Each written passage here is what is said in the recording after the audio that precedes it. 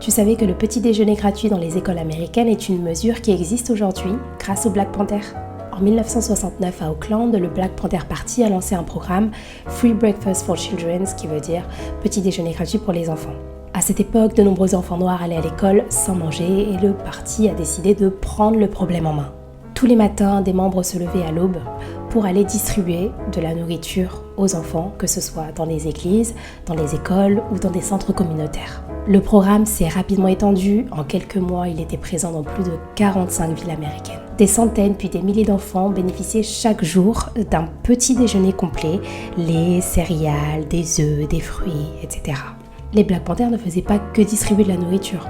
En faisant tout cela, ils démontraient à l'État qu'ils étaient capables de répondre à leurs propres besoins, eux-mêmes, sans l'aide de personne. Le gouvernement américain, vous vous en doutez bien, a vu ce programme d'un mauvais œil.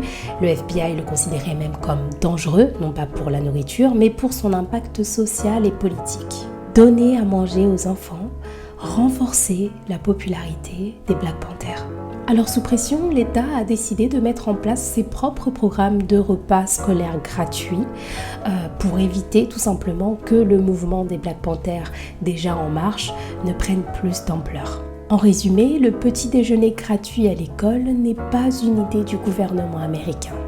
C'est d'abord une initiative communautaire noire, militante et radicale.